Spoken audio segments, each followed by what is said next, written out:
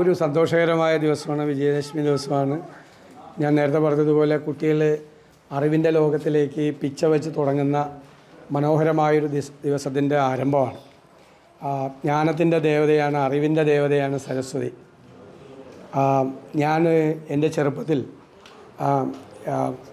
വളരെ കൊച്ചിൽ എൻ്റെ അമ്മയോട് ചോദിച്ചിട്ടുണ്ട്, ഇത്രയും വലിയൊരു സ്ത്രീ ഇങ്ങനൊരു വലിയ ഭാരമുള്ള വീണയുമായി എങ്ങനെയാണ് ഈ താമരപ്പൂവിൽ നിൽക്കുന്നതെന്ന് ചോദിച്ചത്. അത്ഭുതത്തോടുകൂടി ചോദിച്ചാൽ. അപ്പോൾ എൻ്റെ അമ്മ എനിക്ക് തന്ന മറുപടി, അമ്മ പണ്ഡിതയൊന്നും ആയിരുന്നില്ല, പക്ഷെ അമ്മ തന്ന മറുപടി, അറിവിൻ്റെ ദേവതയാണ്, ജ്ഞാനത്തിൻ്റെ ദേവതയാണ് സരസ്വതി.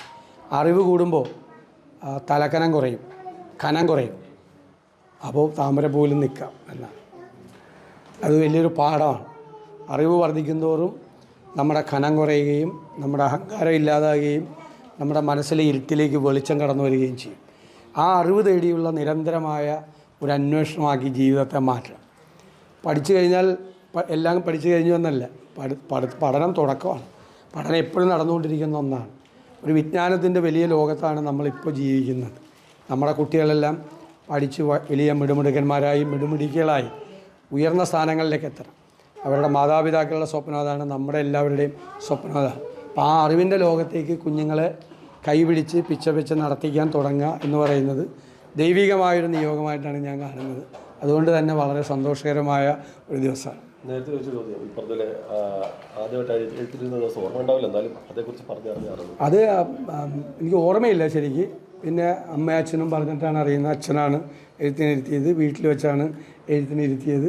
പിന്നെ അന്നെല്ലാം ഈ ദിവസം മുറ്റത്ത് മലയാള അക്ഷരങ്ങൾ മുഴുവൻ മുറ്റത്ത് മണ്ണിൽ വിരൽ കൊണ്ട് എഴുതിക്കുമായിരുന്നു. ആ ഓർമ്മയും നന്നായിട്ടുണ്ട്. വിരൽ കൊണ്ട് മലയാള അക്ഷരങ്ങൾ മുഴുവൻ എഴുതിക്കും. അത് തെറ്റ് വരുന്നുണ്ടോ എന്ന് നോക്കി അങ്ങനെ നിൽക്കും. പിന്നെ എഴുത്തുപള്ളിക്കൂടങ്ങളൊക്കെ ഉണ്ടായിരുന്ന നാളുകളാണ്. മണ്ണിലെഴുതിയാണ് അക്ഷരങ്ങൾ പഠിച്ചത്.